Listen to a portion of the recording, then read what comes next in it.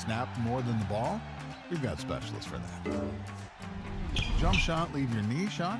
We've got specialists for that. Face down after that face off?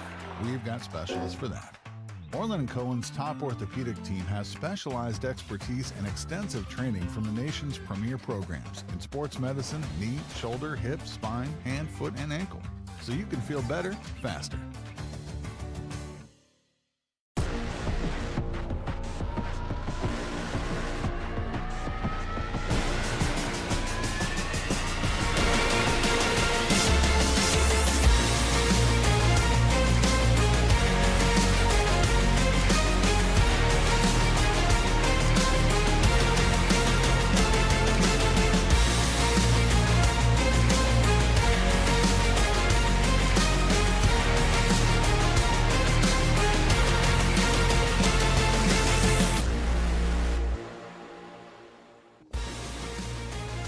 From Farmingdale State College, a pair of undefeated teams will look to book their spot into the Nassau Class AA Final. It is the Cyclones of Southside, the number 3 seed at 1502, and the Colts of Calhoun, the number 2 seed at 15-0-1. Today's Nassau Class AA semifinal, brought to you by Orlin and Cohen Orthopedic Group, as well as Lifestyle Sports. Well, a pleasant good evening, everyone. Dylan Butler alongside Rob Anderson to take you through what should be an absolutely entertaining showdown, right, between two undefeated teams. It's hard to be undefeated at this point of the year, let alone have two teams who have never tasted defeat this season. That speaks volumes to the quality of these two teams. They've not obviously met this year yet. Two contrasting styles as well. So a lot of fun for a game where there's so much on the line. Yeah, you said it, Dylan. I mean, for the Calhoun, this is a team that's a high-powered offense, right? 69 goals on the regular season. 4 guys, 10 or more double-digit goals. And on the flip side, for Southside, a team that has not given up many. They've given up 4 goals on the regular season, and just a tremendous defensive team. They can pop it in over close to 40 goals for in the regular season. But you said contrasting styles. It's going to be an offense versus a pretty strong defense. Let's show you how these two teams got here as we take a look at the AA bracket.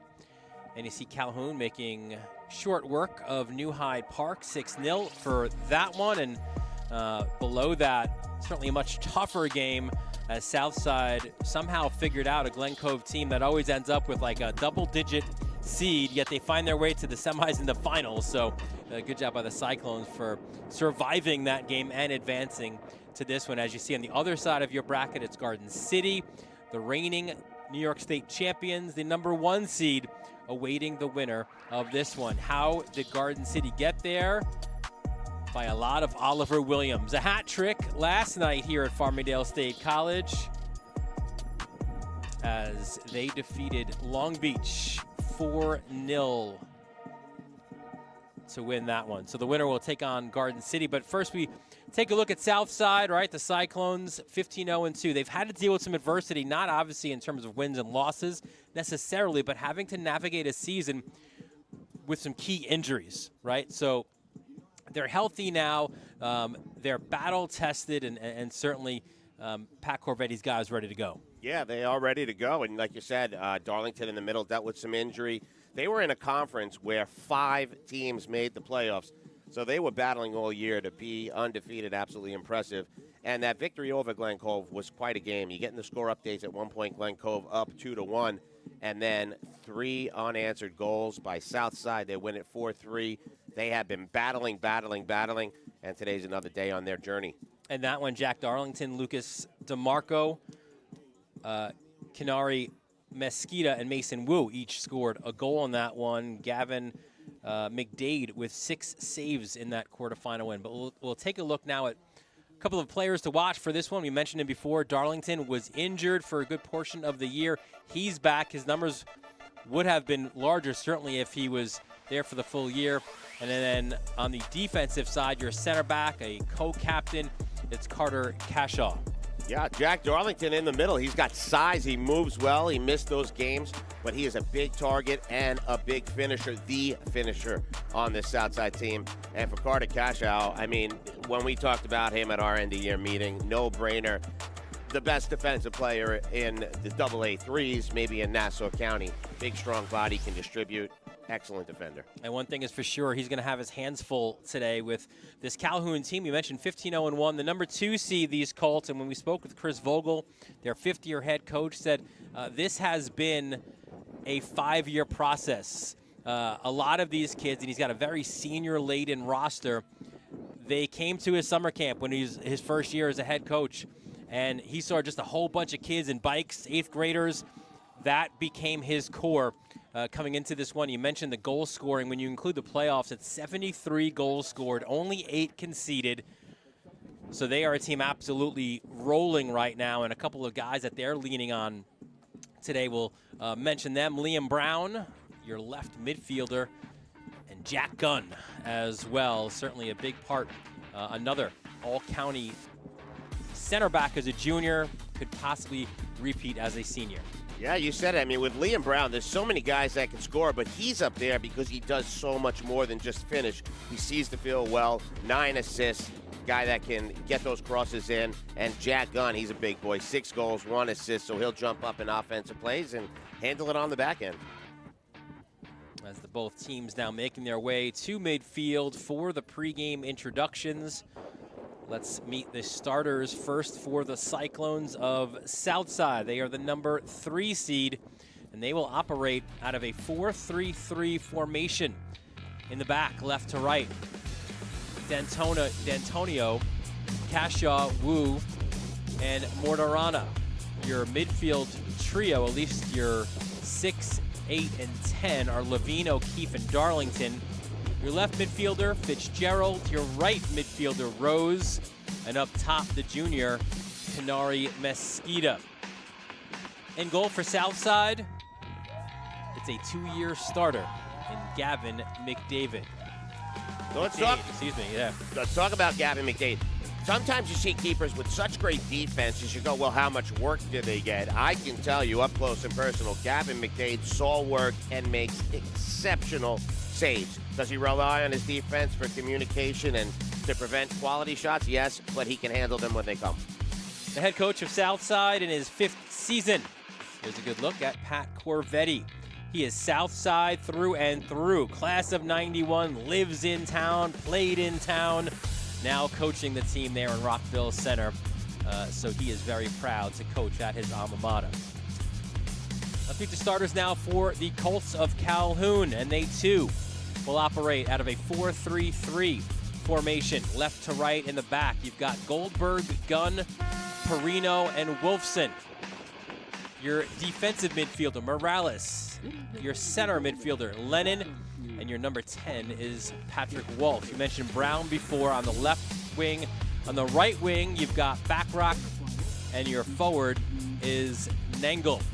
And in goal for Calhoun, one of the best around. There's no doubt about it. We talk all about the offense, but there's a big reason why Calhoun doesn't concede a lot of goals, and that guy's name is Austin Sheehan. There he is. Thumbs up for Austin Sheehan. He knows what's going down. 59 saves on the regular season and 881 save percentage. Again, his team can fly up the field. Sometimes the counters come back the other way, and Sheehan, the guy in net to stop him. And the head coach of Calhoun, we mentioned him before in the open. There he is. Some pregame instructions. Chris Vogel, his 5th season, he too coaching his alma mater, class of 2001. Well, Rob, as both teams being introduced to the crowd here at Farmingdale State College, we spoke, of course, with both head coaches, and here's what they identified as their keys to this game. Well, for Southside, it's easy. Defending and man marking, it's what they do. It's their forte. Offensive and defensive set pieces, they need to be aware. They practice this all the time. They're even practicing in season games. Never-ending work there. 2 or 3 big saves from McDade. You can count on them, put them in the book. For Calhoun, play fast, play simple. And that's their game. They've been together for so long. Simplicity comes in how difficult they actually work. Comes easy to them. stay disciplined defensively. They do not want to give up those aforementioned set pieces that Southside can take advantage of. So if they play smart and clean, it'll be settled in the 80 minutes on the field. Should be an outstanding semifinal. It is Southside, it is Calhoun. Garden City awaits the winner. Opening kickoff when we return here on the Varsity Media Sports Network.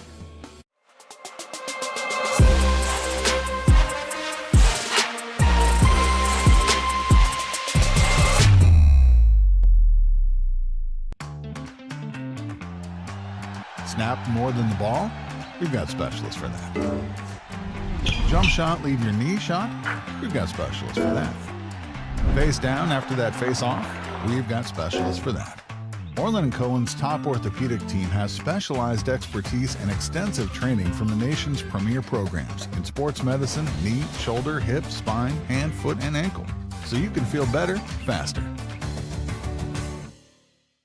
High school sports fans, Varsity Media is the exclusive live stream partner of Nassau County Championships. To live stream fall, winter, and spring championship events, head to varsitymediapass.com to order. Now accessible on smart TVs. Varsity Media is your home for the Nassau County Championships. This is Jalen Brunson. You're watching Varsity Media.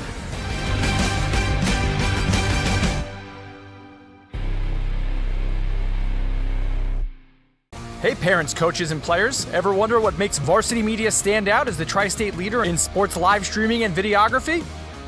If you're looking to optimize your sporting event, look no further than Varsity Media's coverage. Since working with them over the course of the past 4 years through the Elite 5 New York City Football Showcase, their coverage has helped take us to the top. Varsity Media does an unbelievable job in terms of the broadcast, backgrounds on kids, do a great job in exposure from top to bottom. I couldn't really say anything negative. It's been a great couple of years that we've been working together, and it's just fantastic. Well, I'll tell you, the fact that you guys are here has helped grow it, really. I mean, Varsity Media has been a good partner with us now for the last couple of years. That brings this game to a much broader audience. The level of detail and that you go to, I mean, obviously the announcers, the camera angles, the slow motions, I mean, you feel like it's being covered by, ESPN. If you'd like to book with Varsity Media, reach out at 516-403-2050 or email ben@varsitymedia.net.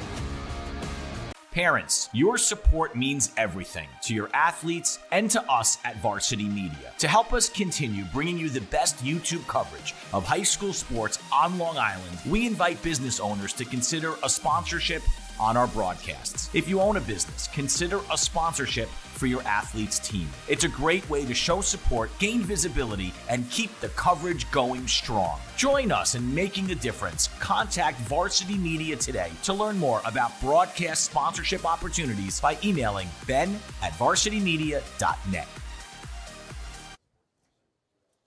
Welcome back to Farmingdale State College. Dylan Butler, Rob Anderson, our entire Varsity Media crew just about set for the start of this one. Southside and Calhoun, two conference winners in the regular season. And we mentioned, too, two teams a little bit different as well. Calhoun, they want to play the ball on the ground a little bit. Southside relying a little bit more on their athleticism. Listen, you as the head coach of Malvern East Rockaway got an up-close and personal look at Southside this year. If they are to win this one, we already heard the coach's keys, but in your mind, what do they have to do? I love that he said set pieces because they are deadly. I mean, when they're on corner kicks, they can get the ball on the ground and set up. They have so many different looks. But, Dylan, you're going to see one of the things that's become their trademark this year, and teams haven't been able to figure it out. They play extremely wide. Like, you're waiting for that team that's going to try to slice and dice through the middle.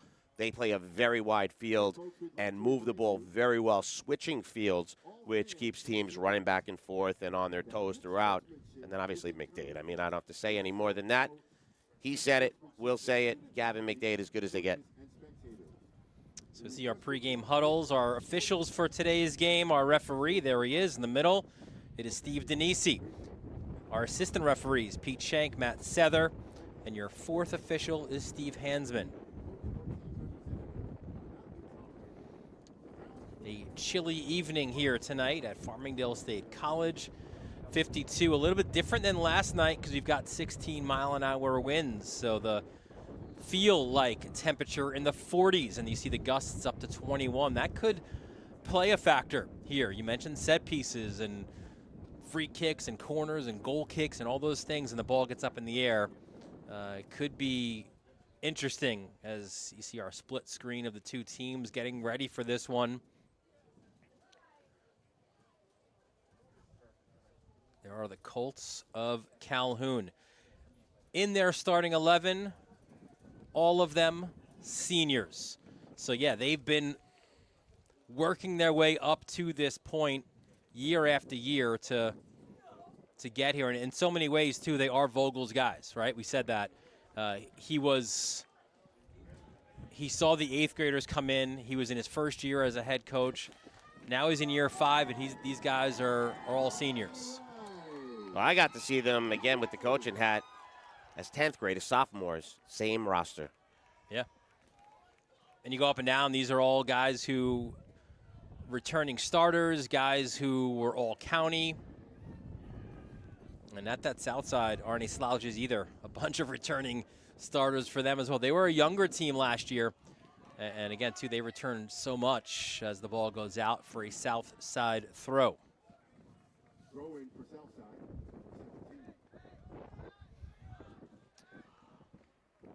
This is D'Antonio up the near sideline. Good battle. There's Mesquita. Across in front, knocked away. Nice job settling that ball and by Nangle, and now Calhoun looks to go. And look at the pressure already that Drew Lennon drew. Quickly, Southside looks to go the other way. Fitzgerald lays it back. And now Mesquita on the ball. Gotta love the pace of this one right out of the gate. Here comes Mesquita again. Splits a couple of defenders. The ball pushed out for a Cyclones throw.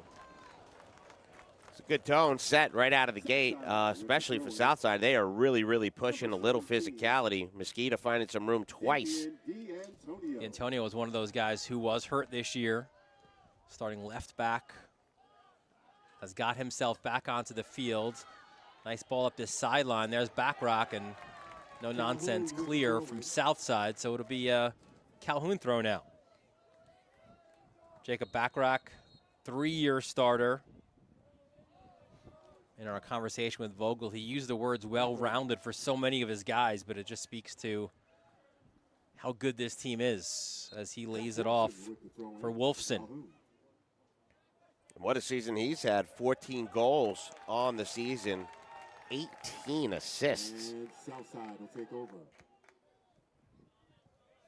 So Southside throw. You can see Calhoun, though, numbers up. They're going to challenge and perhaps even press here. And this will go out for a Calhoun throw. Just underway here, Nassau Class AA semifinals. Garden City awaits the winner, and we will have our first corner of the game. And it goes to the Colts. So we'll see what they can set up again. They are fantastic on the set pieces as well. See what Coach Vogel cooks up for the first one. It is Brown to take, 3-year starter. We showed him in the earlier portion. Goes to the ground, slides it towards the cage, and it's knocked away. And we got a good look there, I think, from that corner flag. You could see how much that wind was whipping towards Brown. So I like the decision to keep it on the grounds. As McDade with the ball. And to your point, Dylan, I think we're going to see a lot of that. You know, they know that the air can't be that trusted. The wind is kicking up pretty well. You can see the jerseys. I can hear it in our microphones as well, as strong challenge on the far sideline. I may have to give you a wish. No foul call. You can keep it open. That's fine. Right. That's fine. It looked like the Varsity Media banner here was about to take a flop, too.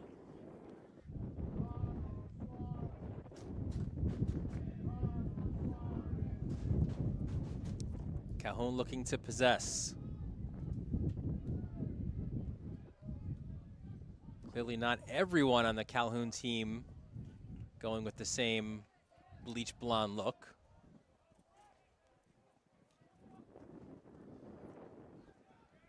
Ball served, breaking lines, hard sliding challenge. And Southside struggling to get out of their own defensive third. Ball clipped in, headed out at the edge of the 18. Now here's Darlington on it. That ball stayed down there long enough that Teddy Fitzgerald, number 27, the winger, got back in play, and he's fast and now trying to get involved in the offense, but way too out in front.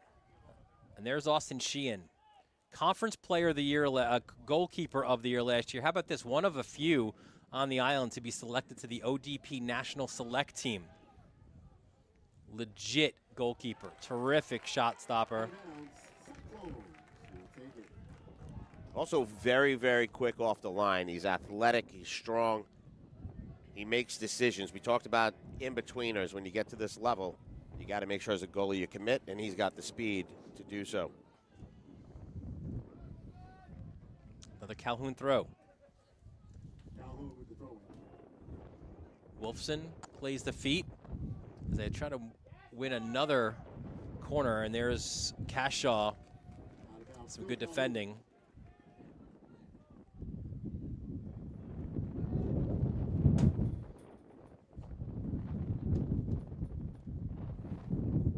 It will stay for Calhoun. Only 6 minutes in, but it was 2 minutes of Southside bringing a lot of pressure, and now Calhoun has been keeping it down in the offensive zone, but this might be an opportunity for Southside to move it in the other direction. Yeah, Lennon was called for the handball on the ball that bounced up. It's an easy one when it happens right in front of referee Pete Shank. Couldn't miss that one.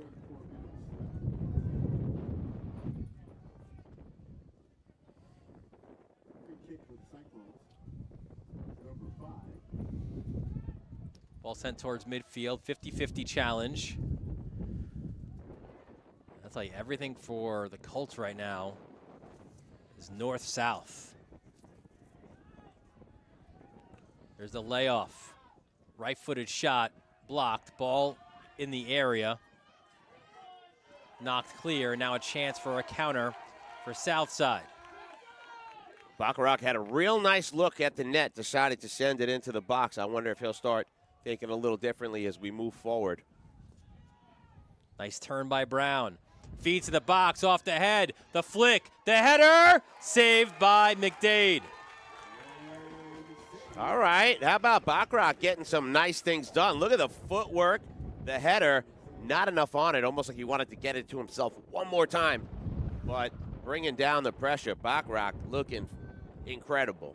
Yeah, ran out of real estate there for that one additional move. I don't need to pass to anybody else. It's just me, myself, and I. Nice stuff there. That was like you on FIFA, right? Yeah. In my dreams. Darlington plays the feet, gets the return pass. Keeps it on the ground. And then they no-nonsense clear all the way out to midfield.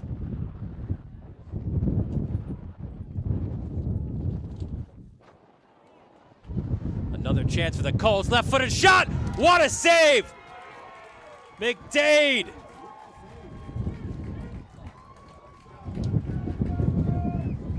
And we'll get another look at it here. I mean, this ball gets in there quickly.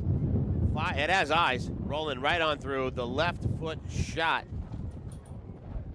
And a big save there by McDade, doing what McDade gets done. Not what we didn't expect. That was a microcosm of the big picture. That corner also played on the ground and out for another. And I was a little bit surprised that that one even just fell through, right? Like it just found its way to the foot of Nangle. A terrific opportunity for the senior all-conference player last year. Now it'll be interesting from this corner, as there it is. You get up into the jet stream, some dangers could happen. Played there by Goldberg. We'll have a corner from this side. So I think early on, we're seeing the strategy a little bit, right? Corners on this corner where the wind is whipping at you, you play it short or to the ground. On the other side, listen, you can get it up there, maybe curl something inside the back post. Especially with these guys on the ball, without a doubt. They are bringing a lot of pressure right now, but again, that Nangle McDade, a microcosm of the big picture here. So there's Brown. Clips it near post, bounces around, and not cleared yet. Cross in front. The threat still there for the Colts. And that one will go over the bar, but you can see why this team scores so many goals, right? They are all on that same page. The ball is, like I said, feels like it has eyes. It's just finding the blue uniforms, and they are putting a lot of pressure early on this South Side team, who, again, plays great defensively. They got to go back to that wide field. You can see it, 4 up top right now, and they could really stretch it. So we'll see if they can start building. It's what they do. Play the wings really well. And goal kicks, I think, will also be an interesting prospect here today with those wins, as there is Lennon. A clipped ball in, and good job there by Cashaw, just navigating his defense, saying let it play through, and McDade grabbed it for Southside. And that's what makes them effective. Communication back there. The goaltending coach, Chuck Phelan, absolutely sensational coach. Good interception. Ball sent out to midfield. Chuck's son, a longtime goaltender for Southside, so he knows how they operate.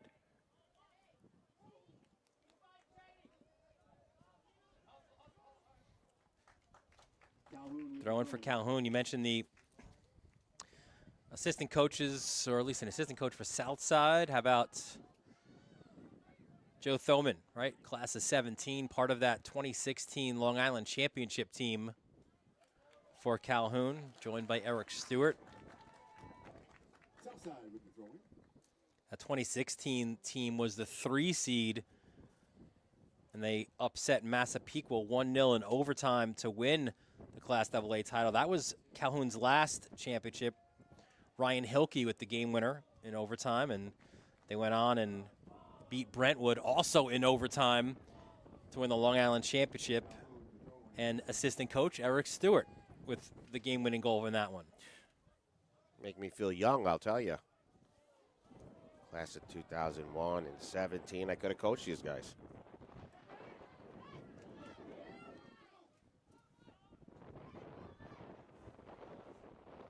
Lennon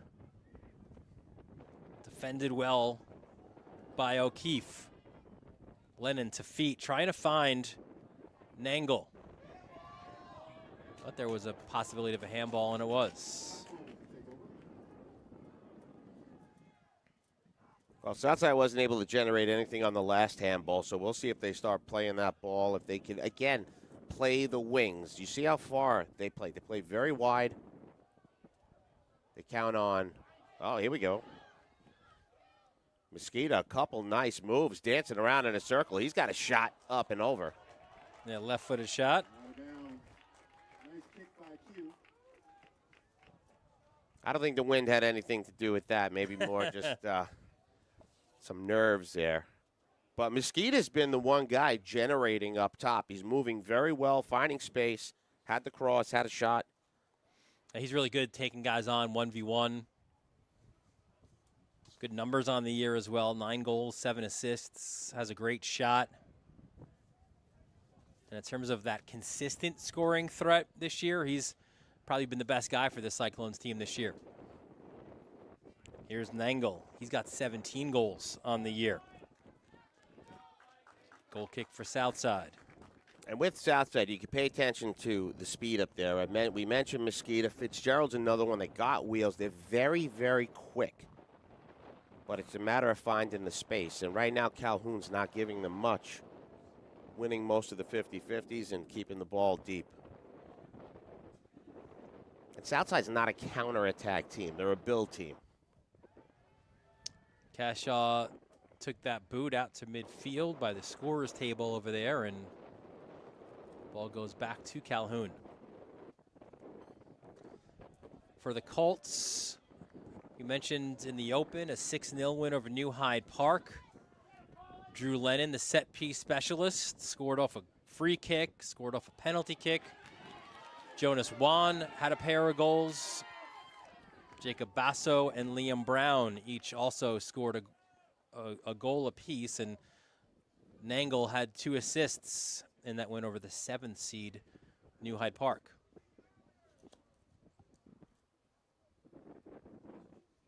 Yeah, one of the more dominant victories in there. Garden City had a pretty dominant victory in there as well, but Southside really earned their stripes versus Glen Cove. They were down 1-0, I think down 2-0, tied 2-1, scored 3 unanswered, made it 4-2. And then Glen Cove trying to make it interesting. That one ended 4-3. A little flick. Now Mosquita gets on the back a little bit of Vinny Perino, and we go the other way. Foul called, and we have our first booking here, as they will stop the clock.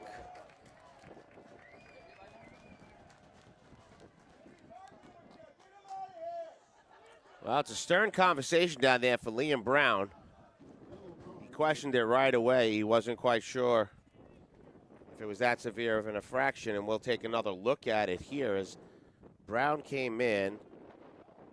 A little bit high boot, I guess. The leg? Yeah, I'm trying to figure out if it's the leg or the head. Well, certainly Steve Denisi had a great vantage point of it. So we have our first booking of the evening. Ooh, that ball bounces in the box. That's dangerous. And now here come Calhoun. Mason Wu, just a sophomore. He has been outstanding this year, has started every game, all 17 for Southside this year. Pound for pound, for me, the most underrated guy on the team. Mason Wu is a contributor all over the place. He's up on the set pieces. He can finish. He can distribute. And kind of like under the radar. When we're prepping, we know who he is, but a guy that does damage behind the scenes. So Cashaw will be the one to put the ball back into play.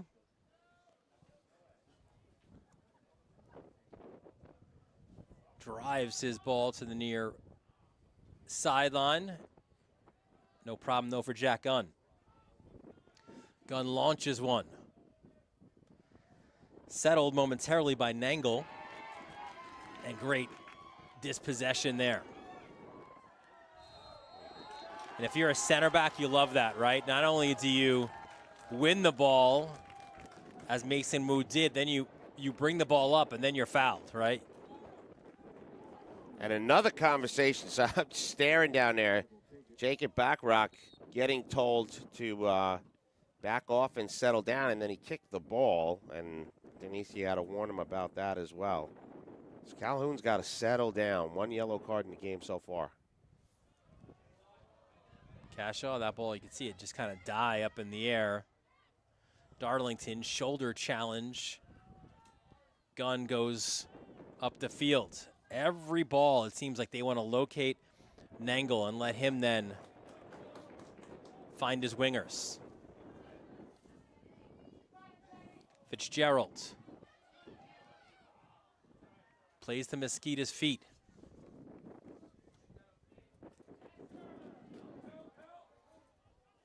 Good hustle by O'Keefe.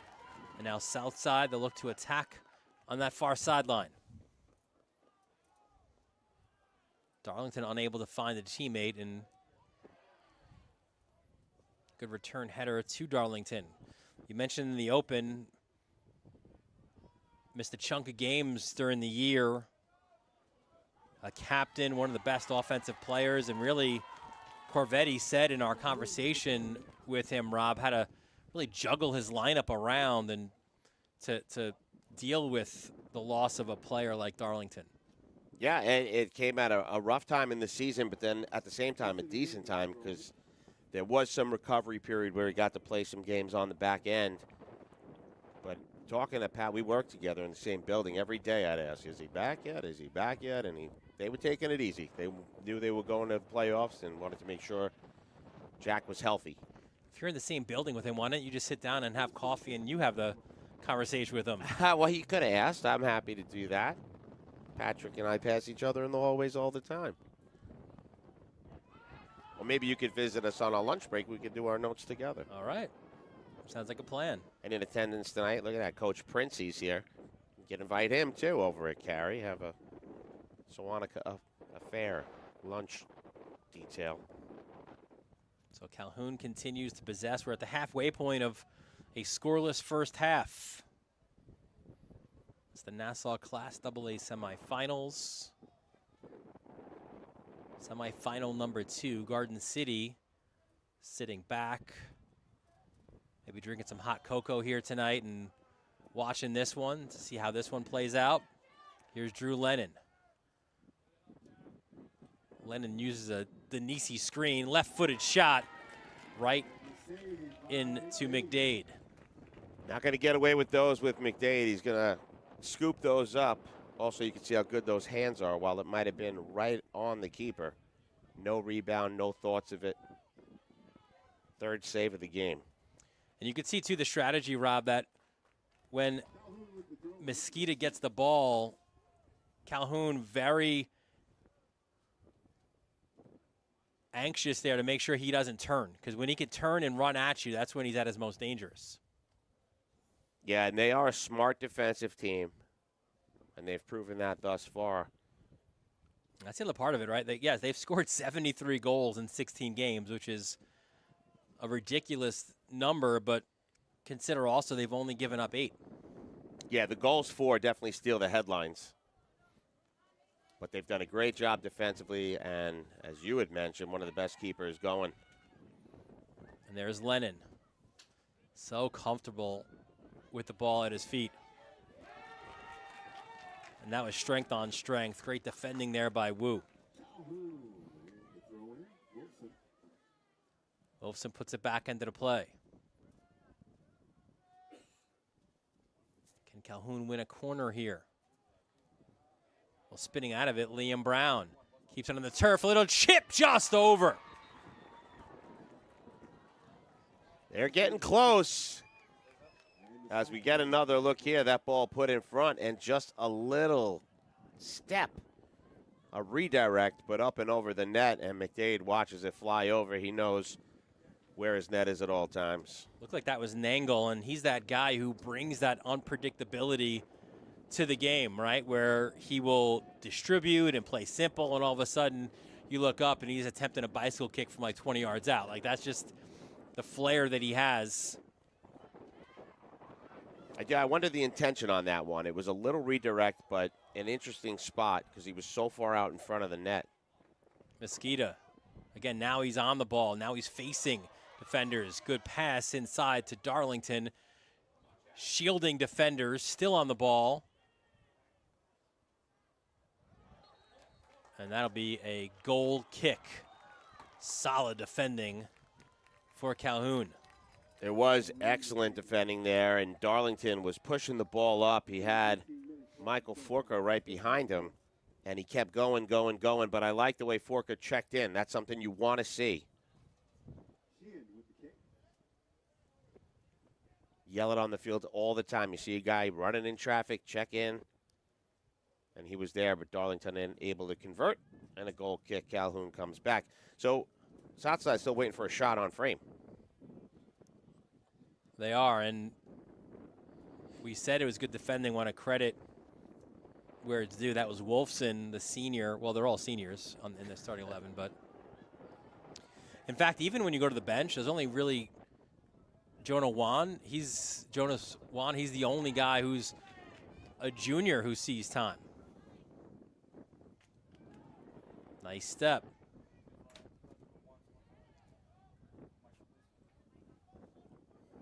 Wolfson plays the feet, a little dummy.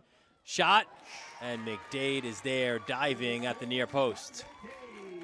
Beautiful save there as we get another look. Take a look at him ranging to his right. He knew right where his post was.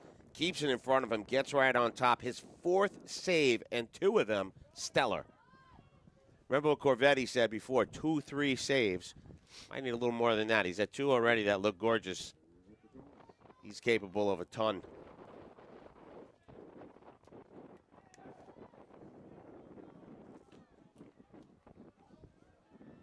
And there's Lennon. Creates his own space. Nice cutback. Lennon, shot blocked.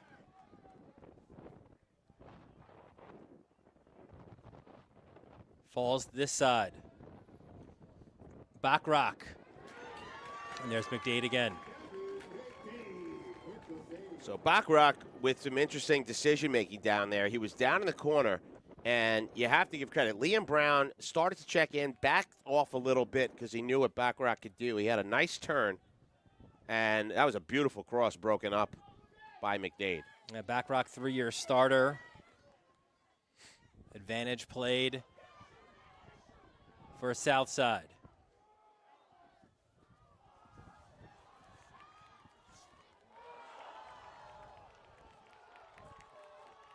And it will be Calhoun ball. Well, Forker had a little space to try to put something on frame, decided to take it deep, and then coughed it up, goes the other way after the foul. Corvetti likes a guy like Forker in this game. He's a hockey player. He brings the physicality. He can score, certainly, right? He's got a couple of goals on the year, but you know, he's that kind of gnat, right? He's going to press you and be on you, and the idea, at least on a defensive side of things, is to make Calhoun feel uncomfortable. Well, he will certainly do that, as will the guy with the ball right now, Mosquito, who should teach salsa classes in the offseason. He can move his feet, his hips. Not finding space to distribute, but nice touch. And that is part of, again, Corvetti's strategy. He'll bring guys in, and you know, it's not about playing dirty or anything like that. It's just a team that is as free flowing as Calhoun, right? You want them to try to feel uncomfortable in a hard challenge or two in a fair way. As the ball played back to McDade.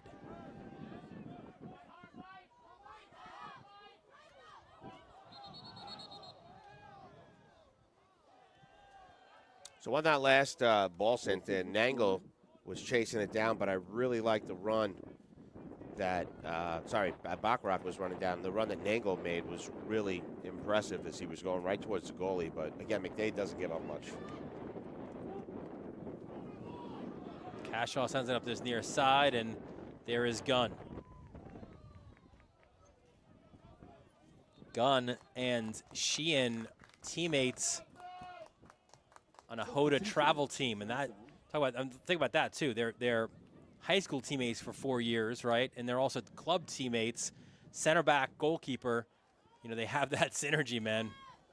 Certainly helps. You know, it's been obviously a huge conversation in high school soccer, playing on the clubs, academies, and the amount of work that these guys get in some of these communities. When you're looking at Southside and Calhoun, they're playing in local clubs. They are growing up together on the field. Well, that's what Vogel said, too, about his guys. He said pretty much you look up and down this group, it's the Merrick PAL, right? And they came up through the system, and it's a group that is they're all committed to each other and playing for each other. And again, I repeat, like, he was a new coach. He's like, all right, I'm having my summer camp. Everybody come down. No seniors were there. But these 14 kids in bikes showed up like a gang. Like a biker gang, with their bicycles, and he's like, all right, those are my guys. That's my guys for the future. Corner now for Calhoun. And it is a great story, and I'd love to talk to Chris. Like, when things are over, when you graduate these guys, man, the emotional investment you've put in them and their families, it's a lot. So Brown's on, and you can see the corner flag, the wind whipping in his face. He does have Bachrach, though, as an option for a short corner. Doesn't take it, instead bounces it into the box.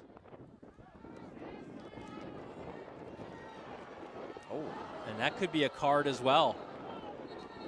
And I think it will be, as Drew Lennon, Southside had a counter opportunity. Lennon stopped it, and he will get booked. So second booking of the game to Calhoun, Rob. Yeah, we take a look at it here, and I mean, he definitely earned it. You see him wrap up, practically lay on top of him. Then McLaughlin right here, a little shove. He's lucky he got away with that. But, oh, he got talked to. Good for Denise. He's the best. He is so good. He waited. It's by Denisi. But I just love what he did. He brought the guy in, put the card up, and then said, I didn't forget about you. Come on over. It's a conversation. One more out of you. And it's trouble. So Drew Lennon joins Liam Brown in Denisi's notebook.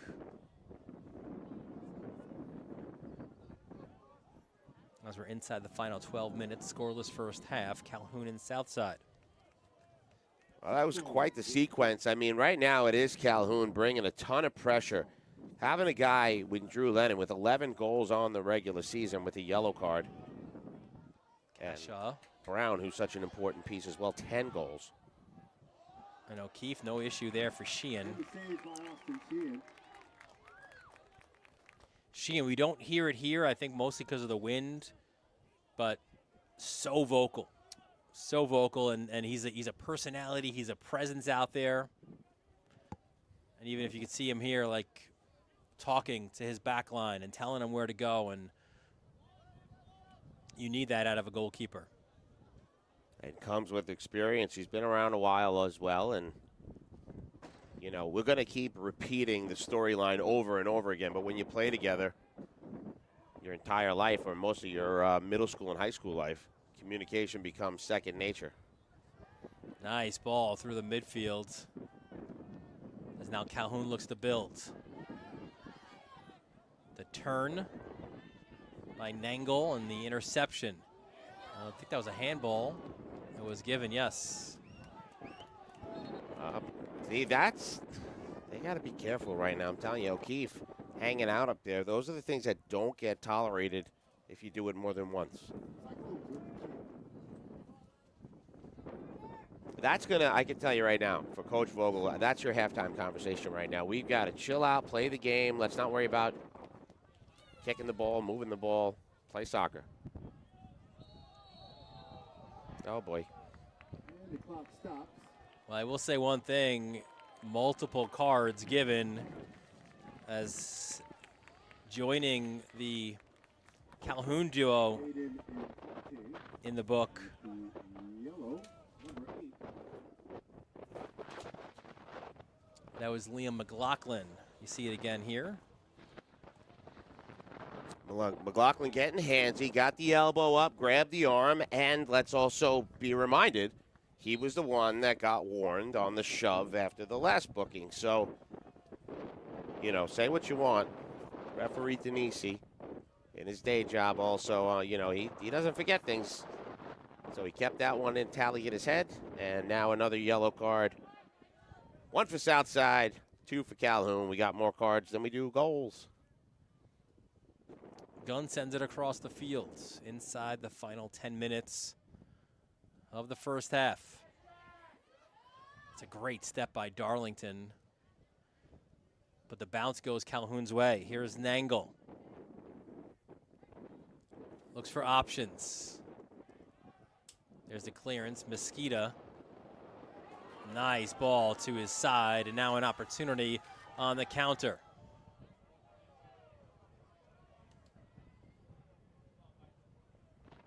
Ball sent across, and Sheehan grabs it. That was Forker who played it across, and Sheehan read it well. That's 2 times Forker was given a lot of space by Calhoun. They're letting him stay open. Once he took it into traffic. The second time they let him go deep. He got the cross, so maybe they'll pay a little more respect to Forker as he comes on down there. Take a look at those leaves blowing across the field as well. It's fall season, and if that tells you any indication of the wind.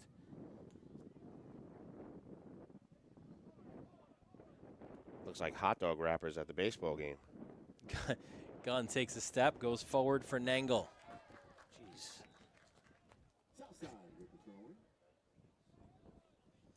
And it'll be be a south side throw.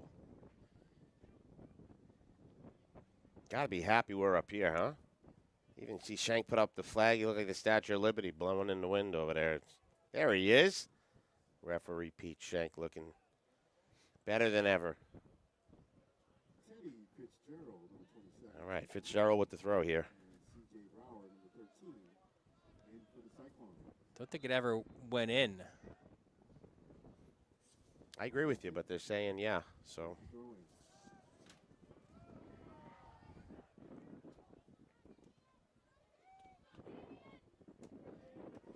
How about D'Antonio?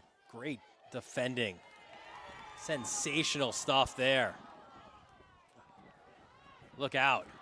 Tackles flying in. Great step there by Drew Lennon to break that play up, and we're going to have an official's timeout on the field.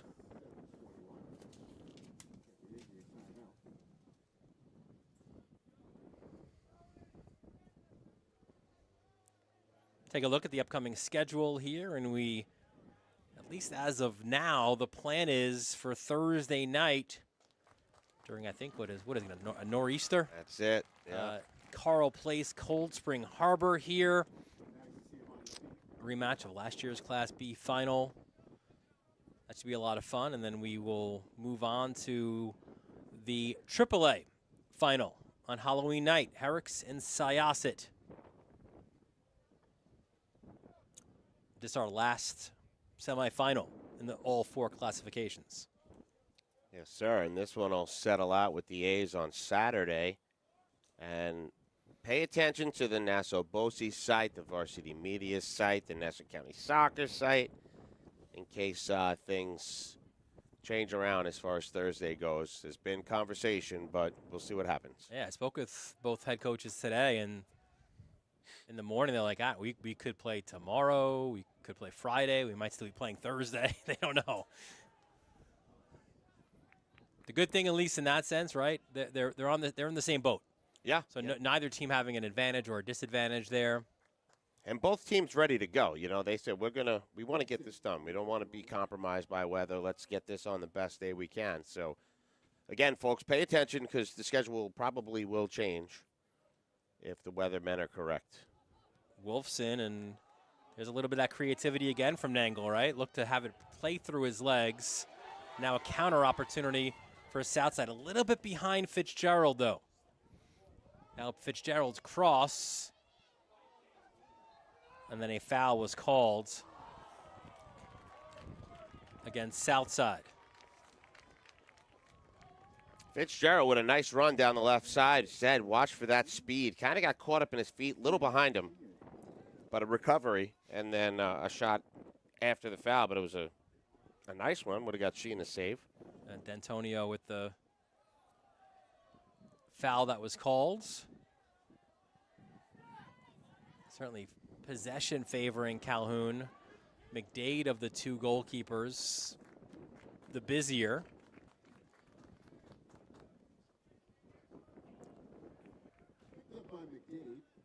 Yeah, on paper, 4 saves for McDade and the 1 for Sheehan, unless we count them both breaking up some crosses. I don't know how you score that. No, right? So we got 4 and 1, but a lot more activity, like you said, from McDade, even on the ground. For me, it's an intent thing. Were you intending to shoot the ball into the net, or were you looking to cross the ball? Yeah, I agree.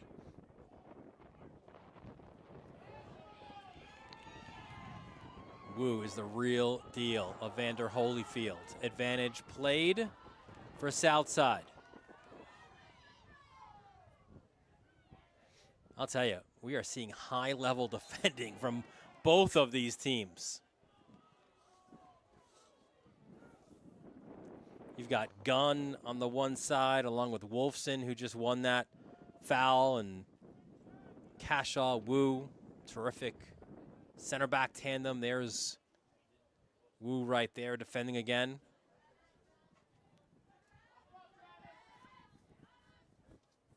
Yeah, both sides really timing their steps well, as you saw Jack Gunn do a really nice job, and he's going to have his work cut out for him now, see if Southside can build.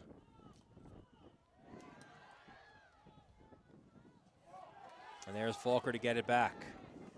came off the bench, seeing a lot of minutes for Southside. Pushes it to his left to Fitzgerald. Good technical player, Fitzgerald, the sophomore. He and Wu are your two sophomore starters on this team. Here comes Nangle. Good pass inside the box. There's the breakup. And Denisi pointed to the defender saying, good challenge. Now, looks like we're opening up a little bit as Southside into the box, and they will have a corner themselves now.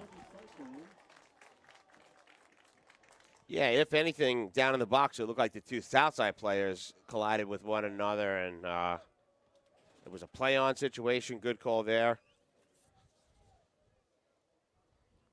Here's that attack, and just a little bit of a touch getting stuck in between the defenders, and then booted out by the gunman, Jack Gunn. So let's see what Southside can do with a set piece. It'll be Fitzgerald for the in-swinger. Wu, an excellent target as Denisi stops the clock. Sprints over.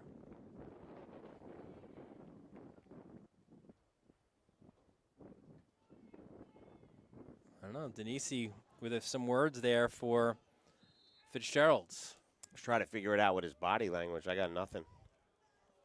He gave him one of those no mores. So I don't know if he like moved the ball maybe after it was set.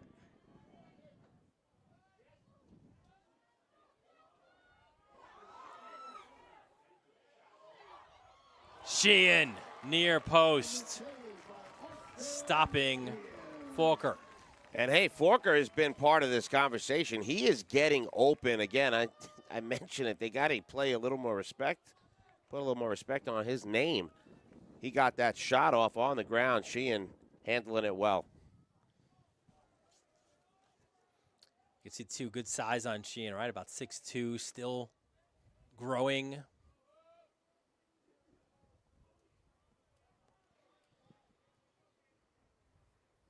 And now Calhoun, will they build for maybe one more opportunity? It's Gunn attacking space. Serves it high in the air. Headed cleared well, but Wolfson recovers. Not, gets it back. Tries to find Nangle. Wu, another good interception. 17, Patrick Walsh. Didn't mention him a lot yet in this first half.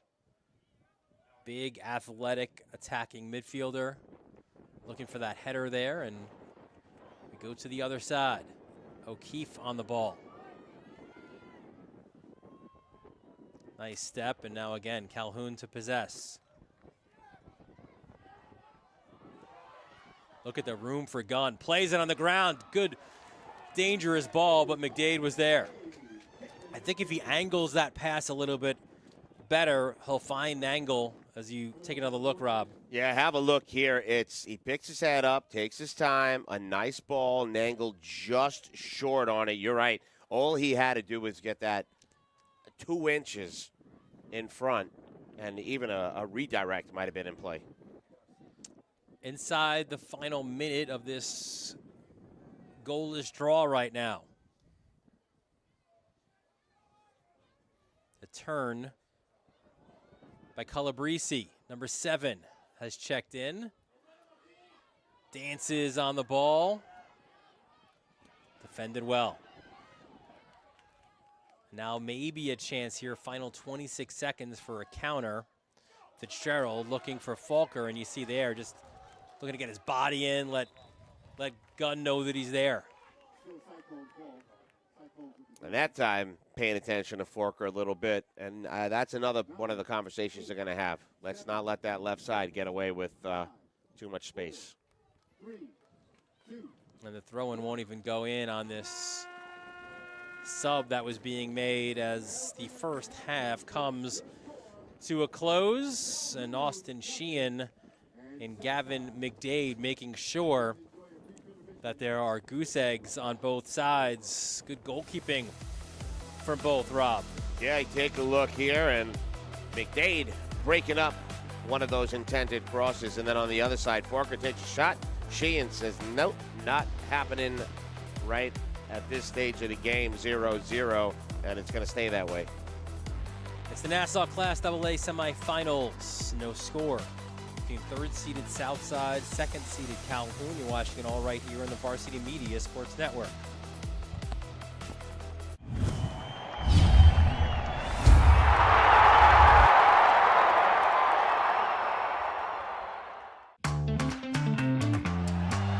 Snap more than the ball? We've got specialists for that. Jump shot, leave your knee shot? We've got specialists for that. Face down after that face off? We've got specialists for that. Orlin and Cohen's top orthopedic team has specialized expertise and extensive training from the nation's premier programs in sports medicine, knee, shoulder, hip, spine, hand, foot, and ankle. So you can feel better, faster. Parents, your support means everything to your athletes and to us at Varsity Media. To help us continue bringing you the best YouTube coverage of high school sports on Long Island, we invite business owners to consider a sponsorship on our broadcasts. If you own a business, consider a sponsorship for your athlete's team. It's a great way to show support, gain visibility, and keep the coverage going strong. Join us in making a difference. Contact Varsity Media today to learn more about broadcast sponsorship opportunities by emailing ben@varsitymedia.net. High school sports fans, Varsity Media is the exclusive live stream partner of Nassau County Championships. To live stream fall, winter, and spring championship events, head to varsitymediapass.com to order. Now accessible on smart TVs. Varsity Media is your home for the Nassau County Championships.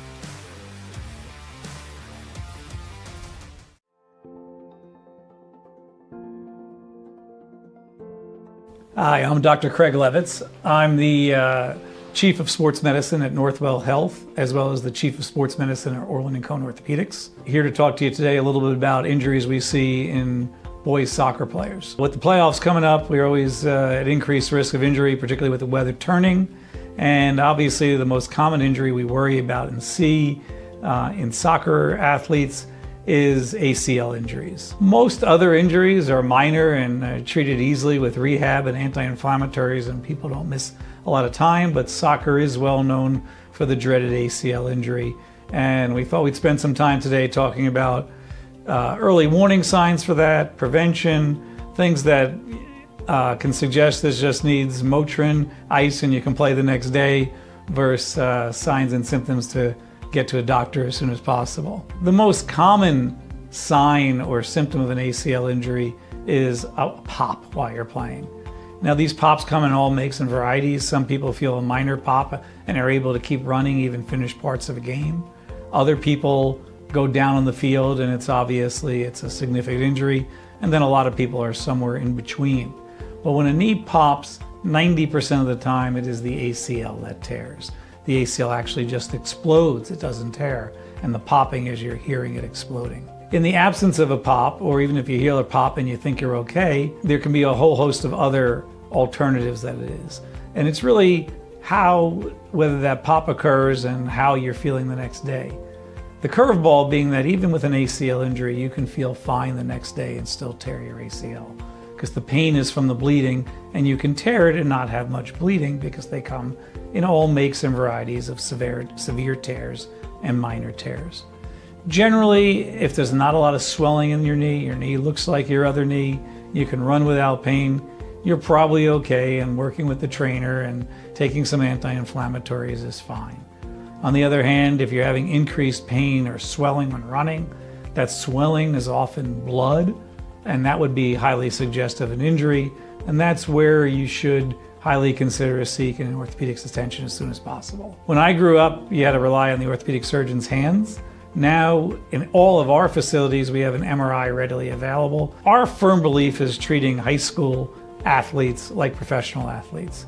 It's very rare you see someone come off the professional soccer field or football field with an injury and they haven't had an MRI the next day. It's already reported in the paper before right after they have had their injury. We treat high school and college athletes the same way. If they get hurt, we want to be able to send them back onto the field safely and quickly. The high school season is short, it's 8 weeks. It's very easy for a doctor to say, sit out 4 weeks while we see if this is anything significant. But we would rather do an MRI right away and know exactly what is going on. So if it's not dangerous, we can get athletes back onto the field as soon as possible. Unfortunately, some people do have the dreaded ACL injury, and the only treatment for that is surgery. However, with newer techniques, people are getting back quicker and earlier, and it's no longer the career-ending injury that it was when I was a child. But now, I would say 99% of our athletes are back on the field within several months, playing and participating as good as they ever were. So to sum up, in the future, if you hurt your knee, A, listen for the pop. That's a sign to see the doctor right away. B, if you're able to run and there's not much swelling and everything's fine and anti-inflammatories make it better, you're probably okay. But if there's any question at all, it's very easy to get a quick MRI and know things are good and get back out there.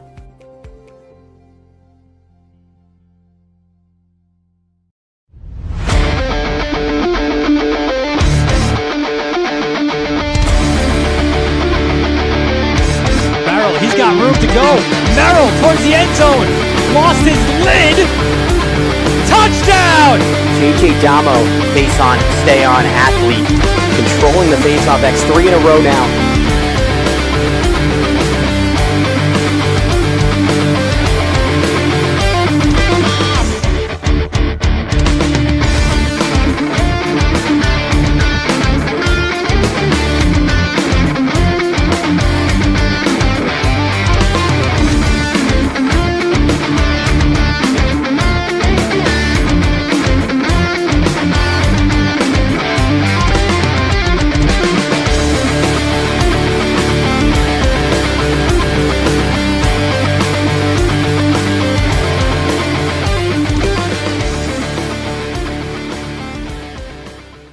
Hey parents, coaches, and players, ever wonder what makes Varsity Media stand out as the tri-state leader in sports live streaming and videography? If you're looking to optimize your sporting event, look no further than Varsity Media's coverage. Since working with them over the course of the past 4 years through the Elite VIII New York City Football Showcase, their coverage has helped take us to the top. Varsity Media does an unbelievable job in terms of the broadcast, backgrounds on kids, do a great job of exposure from top to bottom. I couldn't really say anything negative. It's been a great couple of years that we've been working together, and it's just fantastic. Well, I'll tell you, the fact that you guys are here has helped grow it, really. I mean, Varsity Media's been a good partner with us now for the last couple of years. That brings this game to a much broader audience. The level of detail and that you go to, I mean, obviously the announcers, the camera angles, the slow motions, I mean, you feel like it's being covered by, ESPN. If you'd like to book with Varsity Media, reach out at 516-403-2050 or email ben@varsitymedia.net. Help keep Varsity Media's broadcasts free on YouTube by considering an advertising sponsorship. Our coverage of local games helps local businesses get visibility in the community. To learn more about our sponsorship packages and rates, email ben@varsitymedia.net. Now is a great time to book a sportscast with Varsity Media. What sets our sportscast apart isn't just the quality of our production. Well, Steve Denisi is no nonsense tonight. He's like, let's go. Let's get this started. It's cold down there. It is cold down there. So listen, the clock was at like 1:30. He's like, enough of this. Let's get this second half started. Scoreless first half. Calhoun more of the ball, more of the chances. Both goalkeepers, though, coming up with some quality saves. I mean, when it does come down to it, it's 5-2 in saves. Ooh, that's a dangerous one, and it was chested out for a corner. It looked like it wasn't anything, but that's what Nangle brings.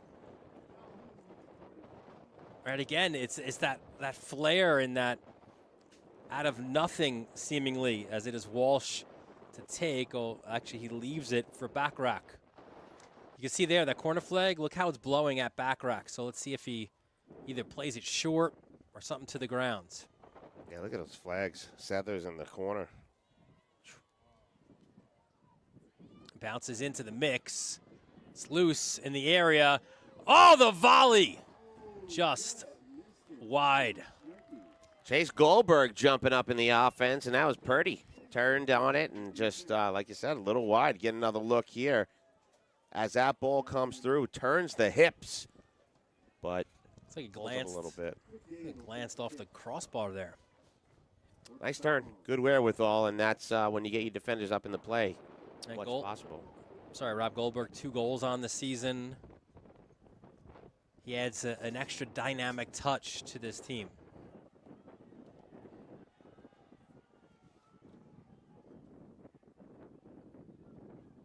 The question is, do we continue to see teams constantly playing short? We saw, what, 1, I think, that went? I think it all depends on just the direction of the wind. You know, we'll pop up the weather in a second, and you can kind of see maybe how it changed here from kickoff to now as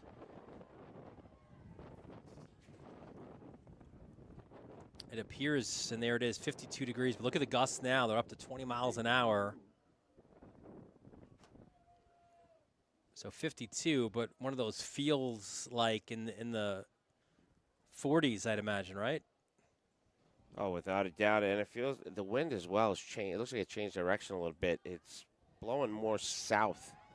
There it is. The feel like west. 47. There you go. Well, the wind is at the backs of south side. We'll see if they can use it here. Mosquito checks for options. Plays to his right. On the turf to O'Keefe.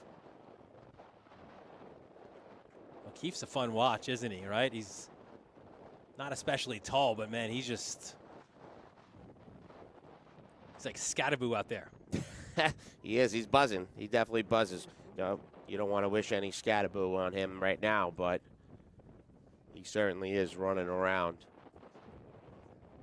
Dangerous one that bounces in the box, and you can see how that wind affects that clearance. And again, it gets to a certain point and just dies in the air, bounces backwards. Here's Nangle. Lays it off. Chipped far side. The second ball on the turf. A sliding necessary clearance by Cashaw. That was a really heads-up soccer play by Cashaw. Broke it up and then got it out. Not an easy play to do. There's Goldberg, finds Nangle. Nice turn on the ball. Plays to Brown. Brown fires it wide. Well, look at Calhoun bringing it down. And I can tell you from personal experience with the elements, one, I think we automatically think that the ones going into the win are affected more adversely than the team going into it. Not always true. That ball can sail when the wind is at your back. The other thing, I bet there's a lot of watering eyes down there. That's, plays into things. You start having that wind drying out your eyes and not fun. McDade to the other side of midfield. Now you have a foot race with Mosquito coming, so Sheehan just makes sure that he grabs, and he's a smart goalkeeper, right? So what does he do? He just rolls it out to his right. Calhoun will look to possess out of the back, but south side, they're not making it easy. Oh, not with Mosquito down there. Yeah, Perino just pushes it ahead.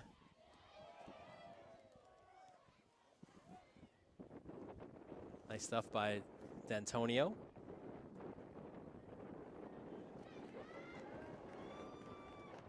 Now here comes Southside. Cross, and Sheehan grabs that cross and surveys the situation. A lot of good intentions with crosses, but every time one of the keepers seems to be in the vicinity. Both ways. You're not going to get a cross that close in the box on Sheehan or McDade.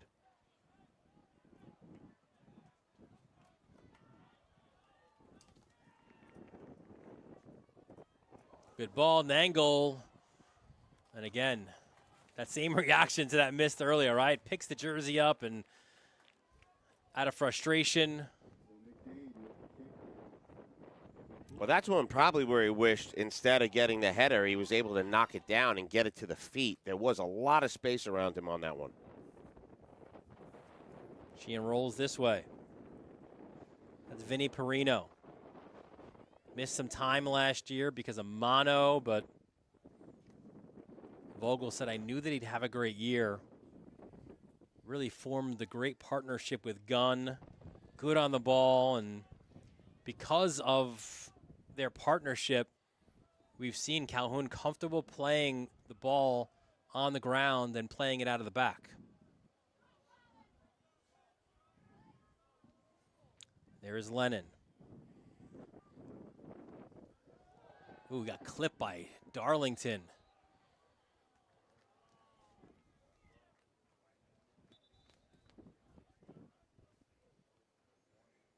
Lennon and Brown were both booked in the first half. And for Southside, it was McLaughlin who picked up a yellow.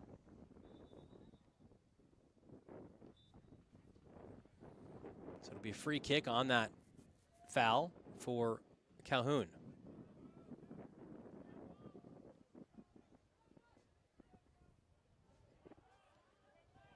Nice step for the second ball, served in, and man, Nangle, he's like a magnet for that ball right in. He's always seemingly buzzing around it. And finds space in traffic, especially when they've got his number marked in their heads.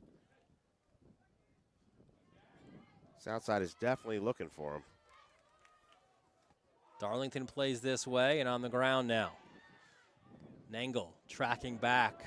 And here's Mosqueda, but the offside flag was raised. And what's not raised is a complaint by Mosqueda. He knew it. Good 2 steps offside. And it's one of the best things about having 3 officials that know what they're doing. They're going to be on that line looking. You don't get away with much in the playoffs.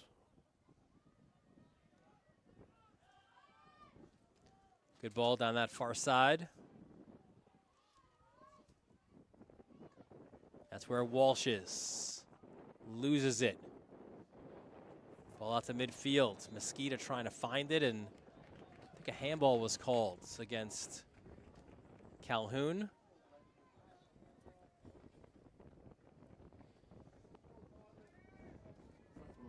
69 goals in the regular season, 73 to this point, and having a really hard time trying to get through the Southside defense.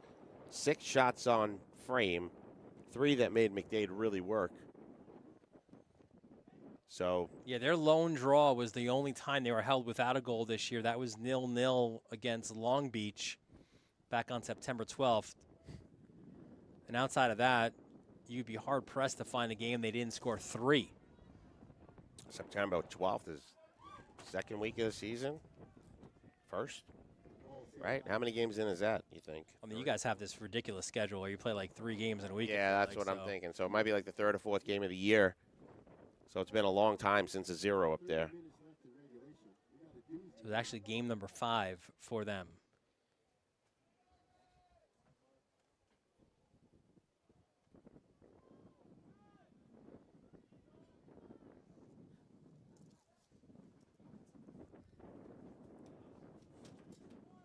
Goldberg finds Brown.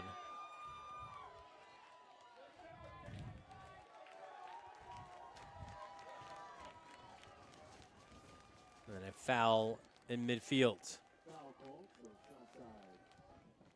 Again, Steve Denisi, our referee in the middle. Pete Shank, Matt Sether. His ARs, Steve Hansman, your 4th official. Cashaw to put this ball back into play from midfield.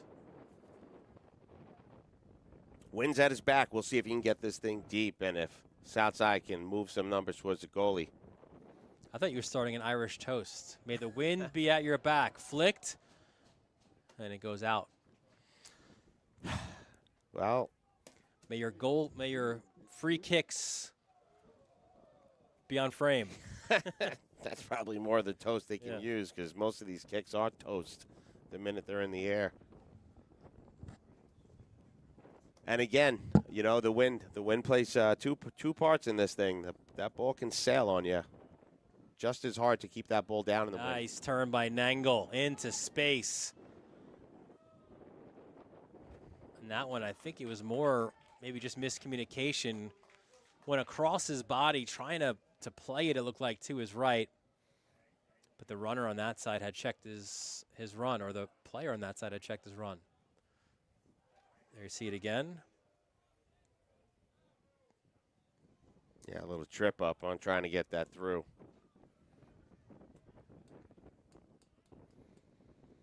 Again, the winner will take on top-seeded Garden City. The Trojans now 16-2 on the season. The reigning New York State champs. One of 3 New York State champs to have booked their spot in a final. Nangle spins, couldn't get a shot off.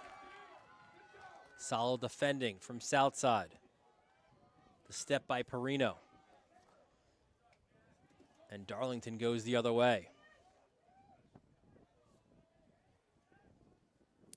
That defending by Mike Mortarana, guy who missed some games with concussions.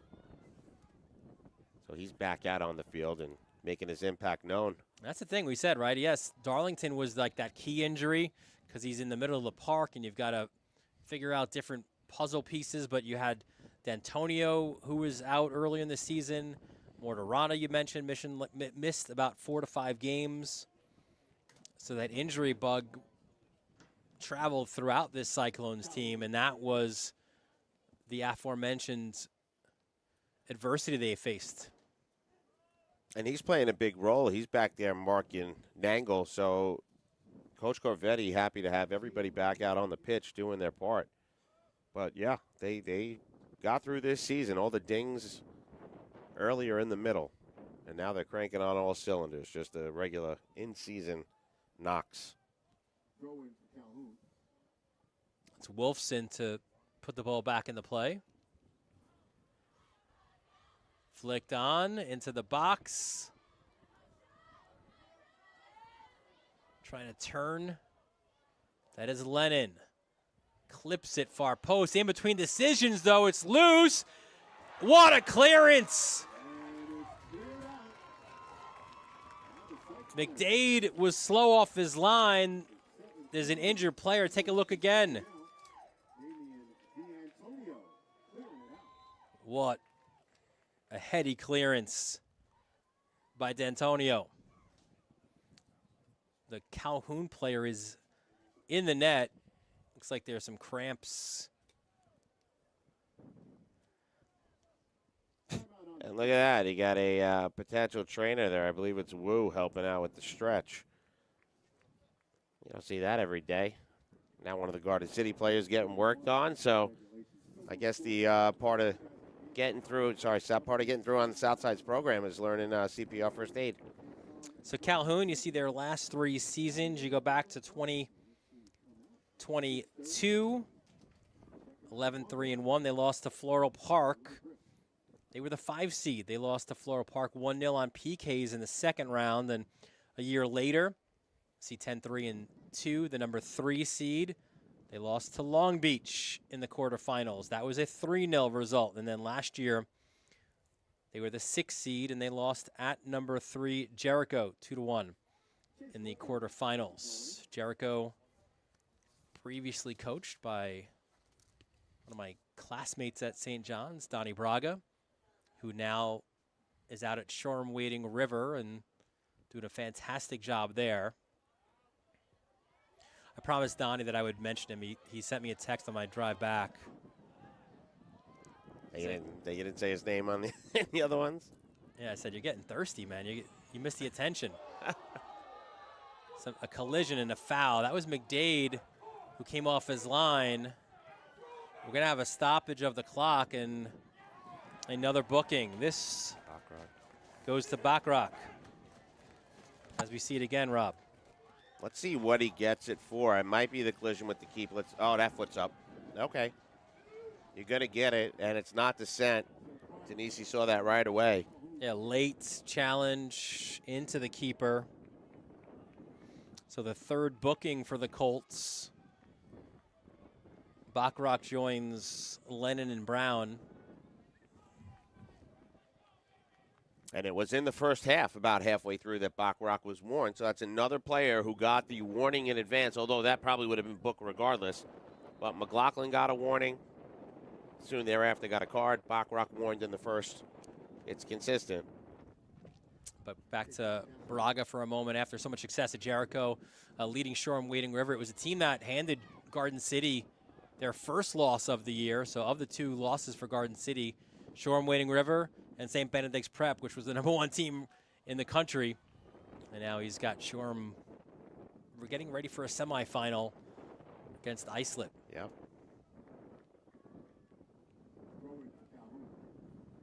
What great Jericho teams he had through the years. And now Mark Giordano taking over there. Moving from Manhasset. There was quite the coaching carousel last year. Yeah. 8 new coaches in Nassau County.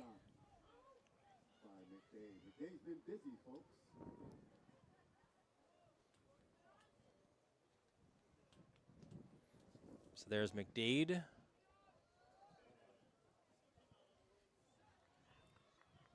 of a line drive, and it will go out for a south side throw. It'll be Wu to put it back into play. Flicked on. Little back heel. You can see Mesquita's footwork. And it does feel like if Southside gets a goal here, Rob, Mesquita's going to either get it or help create it. Oh, yeah, even if it's just chaos in front of the net, he's been the one buzzing for sure. You know, Darlington's the one they look for. See how much more he gets involved in the play. He's been back a little bit. Nangle lays it off to Calabrese. Gianni, a senior.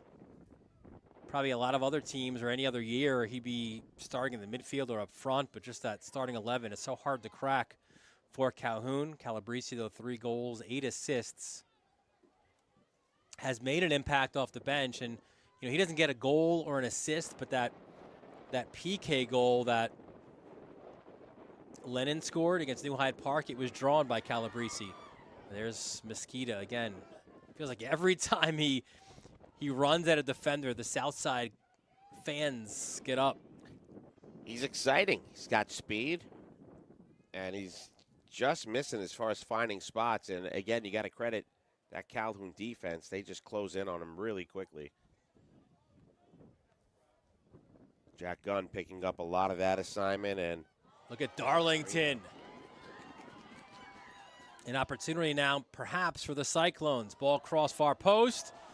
Terrific defending, and then a foul in the back. That was as good a chance as it's gotten for Southside, but there you see. Yeah, Darlington got the arm up there, and the cross intended for him, but a nice defensive job. And Darlington was trying to read that thing in the air. So great piece of defense. And not easy to do with this swirling wind here at Farmingdale State College tonight. Cashaw drives it to midfield. To the opposing center back. That's Perino. Nice block by Darlington, so Perino's got to go back to his keeper. And that the rare mistake thus far for Sheehan on that distribution. So it'll be a throw-in now as Southside makes a whole slew of substitutions. It's like 3 changes for the Cyclones. That's a luxury.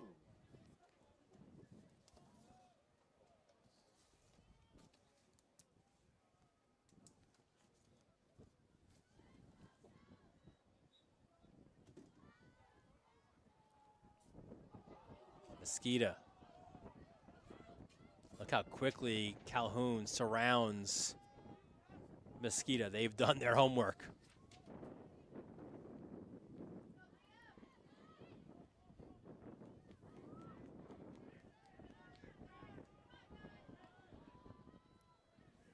Some physicality in the midfield. Again, Wu stepping up into the midfield to win that ball. Calhoun with the throw in. And then you got Forker out there, and on the side closer to us, it's C.J. Brower. So Brower now picking up that spot on the right side. And again, Southside does play a very wide field. Forker and Brower manning either side.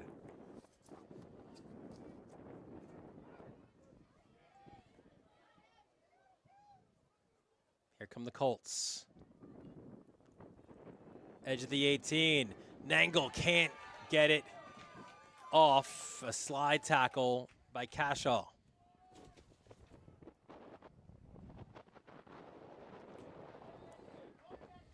And the goal kick for Southside.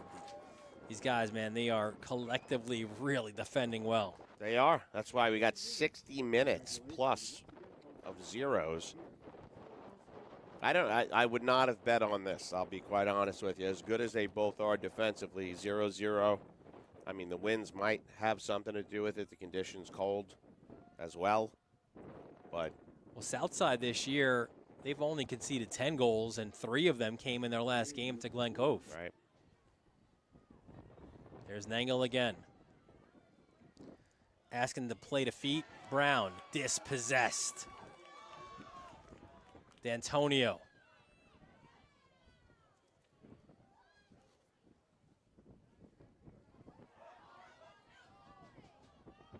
There's Falker. Gets it to the corner and wins the throw. Southside throw in. see if they push up some numbers here a little bit. But they've pretty much been staying with the same formation, same idea as far as the press goes. Pretty cautious.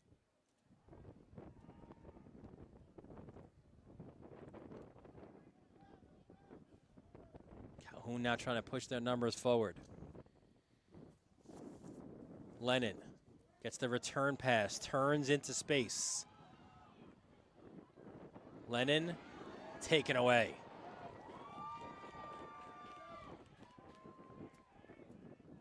Gets it back, takes a quick touch. And now it's Mosquito. And Sheehan, well aware of his ability, make sure that he scampers off his line to grab the ball. Yeah, C.J. Brower just sent that thing down the line, hoping that Mosquito would connect. That's what it takes at this stage of the game. I don't think either goalie's made a save in the second half. Well, there was a goal line save, but from a defender. Yeah. Now free kick for Calhoun. Right by their own bench.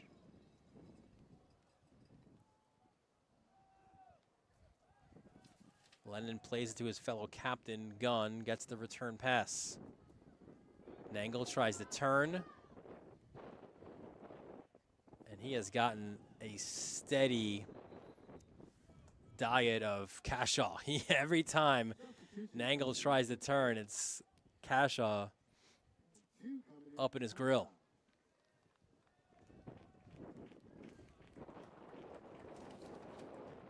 So more substitutions as Travis Rose re-enters the game for Southside, as well as Lucas DeMarco. So Southside continuing to sub guys in and out. 16.5 remaining in the second half of the game. When you go through the Class A semifinals and the AAA semifinals, all of those games decided by one goal, literally only one goal scored. Garden City's result yesterday was a little bit of a change to that, where they scored 4 with an extra man on Long Beach. Terrific turn by Drew Lennon, and there he is again, Cashaw. Yeah, to your point, Dylan, I mean, Cold Spring Harbor put up a number, a crooked number, and it was a pretty lopsided game. overtime for Carl Place, and then all 1-goal games. And Garden City was 1-0 until the red card popped out. Lennon, dangerous, headed just wide. Bachrach flying in. Great service and a good look right there as Bachrach just sent that thing wide. But that's as good a scoring chance as they're going to have. Jacob Bachrach, 14 goals on the season. He is as happy facilitating as he is scoring goals.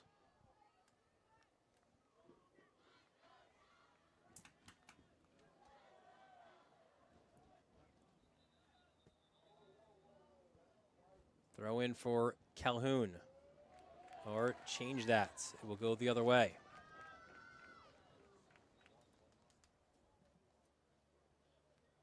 First, the substitution.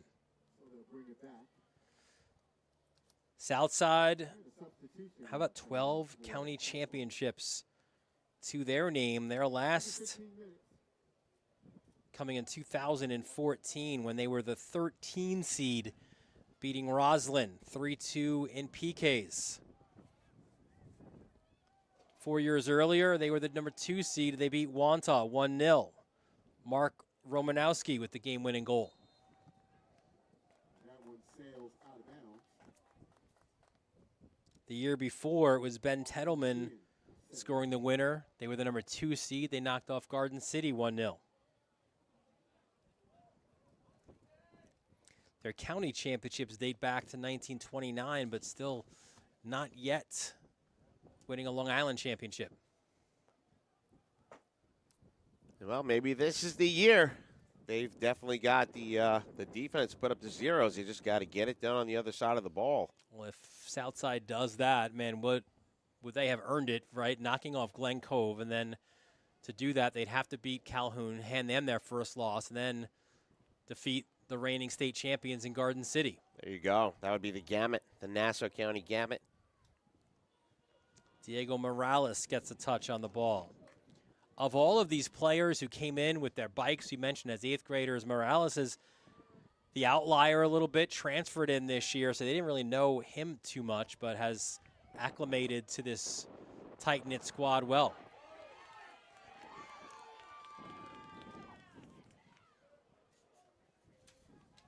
Terrific step by Gunn into space.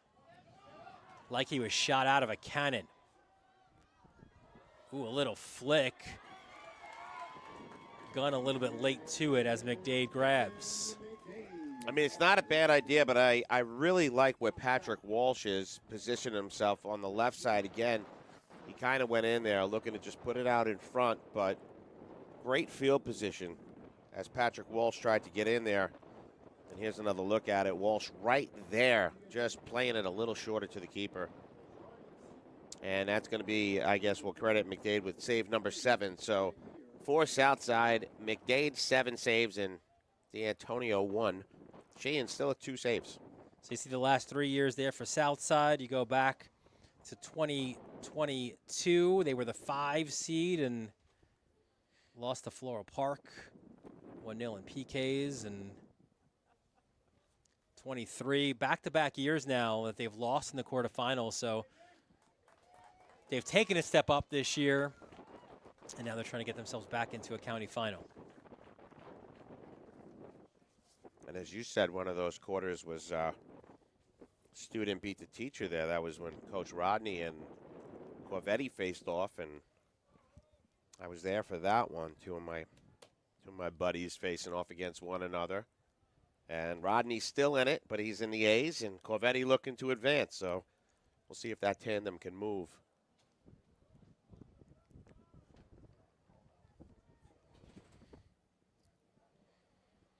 So after the injury, D'Antonio looked like he was cramping up as well. That'll be a drop ball for McDade. Sends a long punt. Flicked backwards. That was Perino getting it back to Sheehan.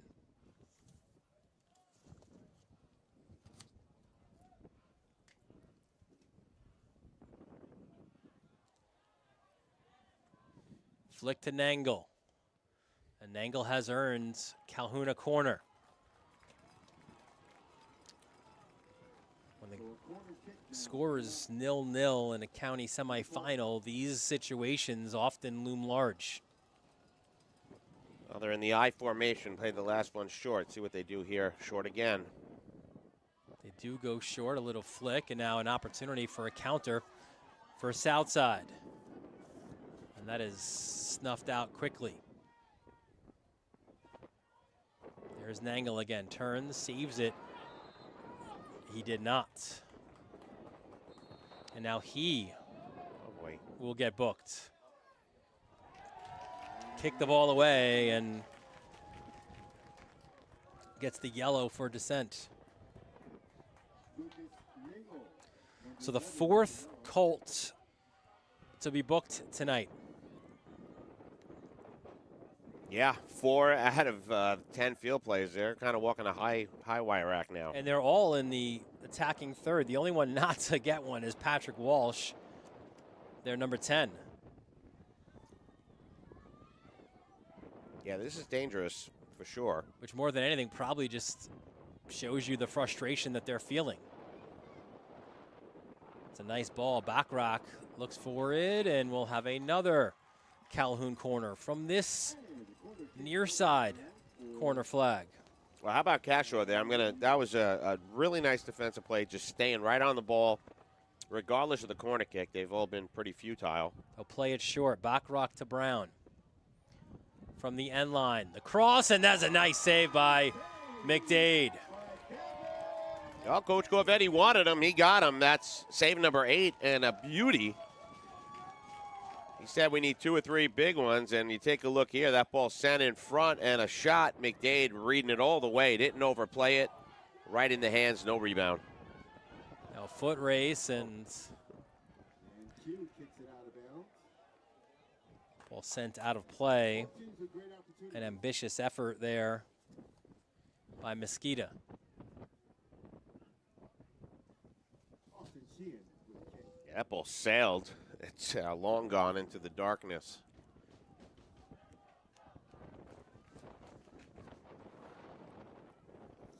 There's O'Keefe. Plays it down that left sideline. The run continues, and now it's Southside with a corner.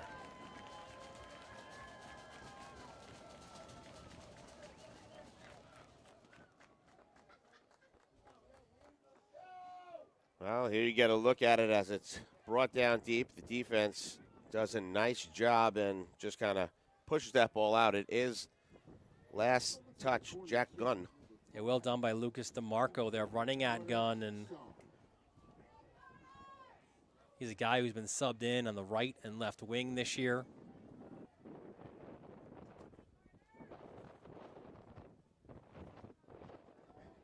That's a tough ball, and Sheehan unable to get to it, but it doesn't find a Cyclone player head. No, and I do like that they used the wind to their advantage, tried to put it up, and Travis Rose is a big body there, but Travis stepped in on a ball that was sailing, so maybe not taking into account the weather and the conditions that they're playing in right now, but that ball was put where it was supposed to be. Could have been a nice header. And now Mesquita will be booked. So he's the second Southside player booked. 6 players in total to make their way into Denise's notebook. Well, thank God it's not the regular season. These things add up quickly and could affect your year. So you say 6 yellow cards.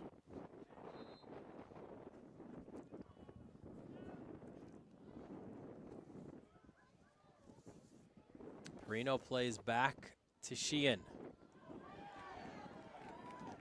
Good interception by Forker, and looks back and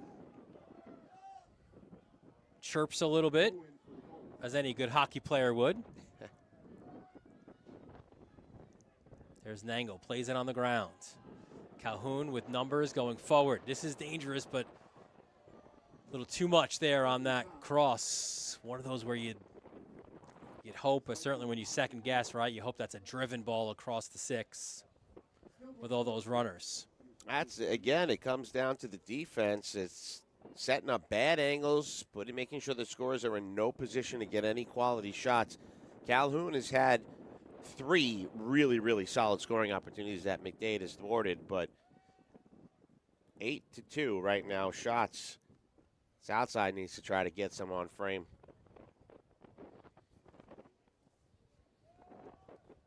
McDade, 2-year starter. Terrific technical ability. Has had an awesome year this year for Southside.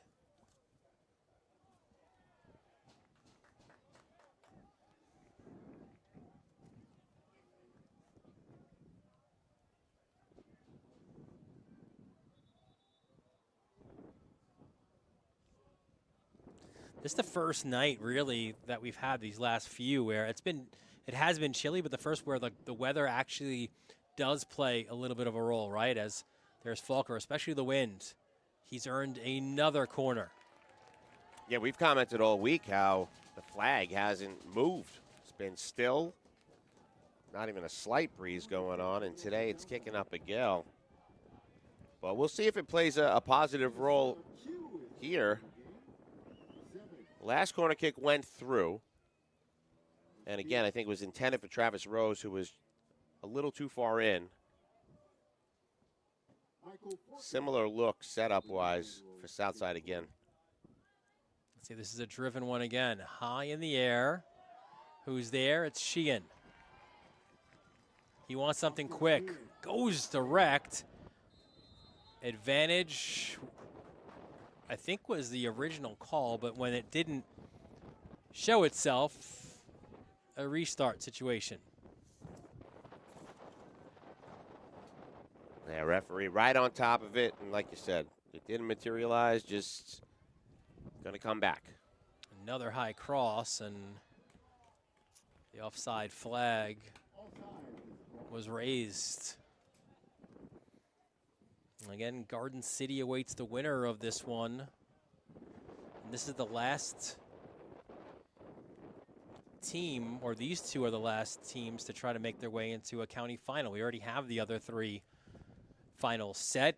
It begins, at least right now, Thursday night with the Class B final between Carl Place and Cold Spring Harbor. 2 teams who know each other really well. And then we'll have the AAA final on Halloween night. Herricks and Syosset. 2 teams who don't know each other that well.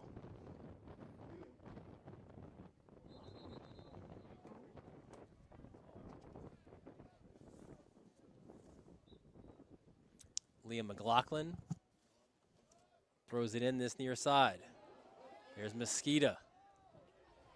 That's a dangerous ball. It had to be cleared. Sent back in. And no problem there for Sheehan.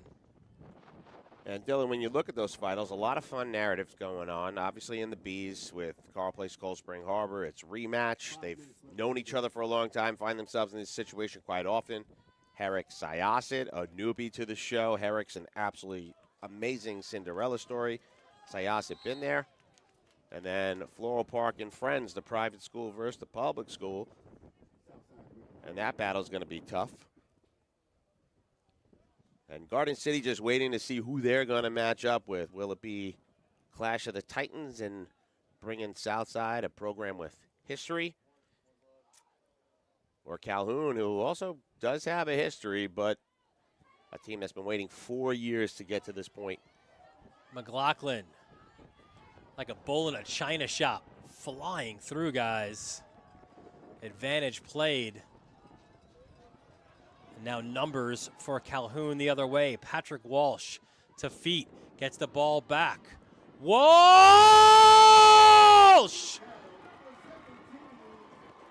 Patrick Walsh! 1-0, Calhoun! And Denise down there breaking up the celebration, but here's another look. Seemingly out of nowhere, Walsh gets into space, And right here, sees it and has it. A beautiful job and a good recognition to get that ball back to him as he was moving in. That's what checking in is all about. We talked about it earlier. Pays off there. And that was Nangle who played that ball to him. Great partnership between Walsh and Nangle. And then Walsh finished clinically his 4th of the year, and no bigger goal this year for the Colts, as Patrick Walsh buries it. 4 minutes and 5 seconds remaining now in the game. And all the substitutions, Coach Vogel's going to do them all now, because if he does any after this, it's going to stop the clock. And the officials are having a conversation on the far side. I'm not sure if this will be about time on the clock or not, but or is it a booking against the bench? Trying to take a look here. Yeah, it's going to be an excessive sound. Yeah, well, there you go. No brainer. But you are going to put a card on the coach. You can't have your entire bench unload and run off the track. So that's an easy one, but they'll take it. I'll take it 1-0.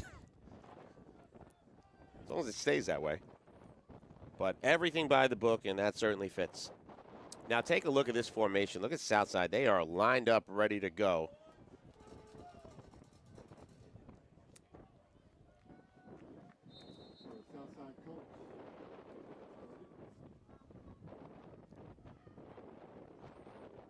And Sheehan will just let it get through. And this will sail out of bounds. So Calhoun will take over. Can Southside get the late equalizer?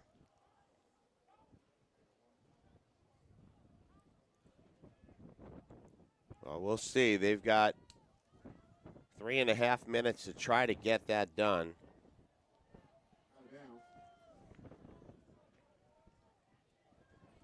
Throw in for Southside. They're pushing their numbers forward. A lot of bodies in the box and a stiff wind, too, for this throw. Look at that. Right to Sheehan. Ryan Leary-esque on that throw. Hey, give Sheehan a save on that one, falling backwards. Thank goodness, not into the net. His 4th save of the game. Good job having the wherewithal to stay with it. Your goal scorer, Walsh, had a touch. And that one sent high into the air. Look at Sheehan again. He's all over that one, right? Just make sure. That's a savvy goalkeeper.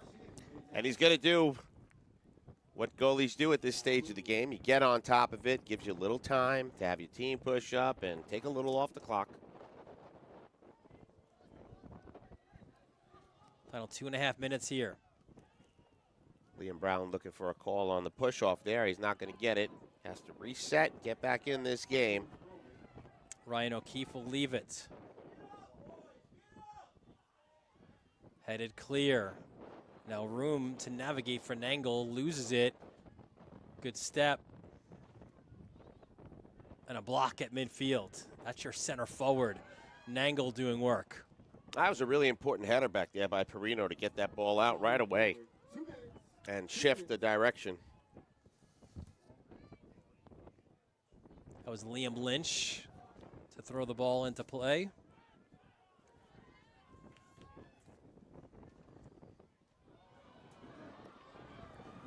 And look at this burst up the field. There's a step. Do we have a card? And no, they're going to go the other way. So Liam Brown was a head full of steam, and there was a little bit of a tangle up down there. And he also has to be careful, and you can see there too. Didn't argue. He's already on a yellow. Yeah. But it looked like he had a step there on the defender. It had to be something with the hands. Maybe in that transition for sure. But if he got the red, it affects the next game. So good job shutting it down. Now Nangle comes this side. We are inside of the final minute of regulation. And stop the clock as there was a Southside player who went down, it looked like with some more cramps.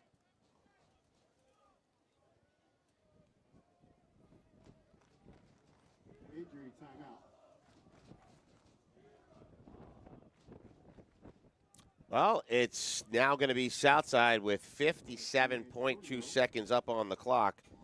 They're going to need a big throw in here, try to move the ball down the field. And we'll see how that goes. Mike Matarana, the one that's going to be taking it.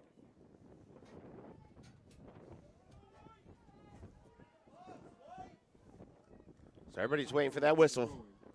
Matarana. Spins the throw, headed back out. There's Nangle, just sends it deep. Every Calhoun player on this side of midfield.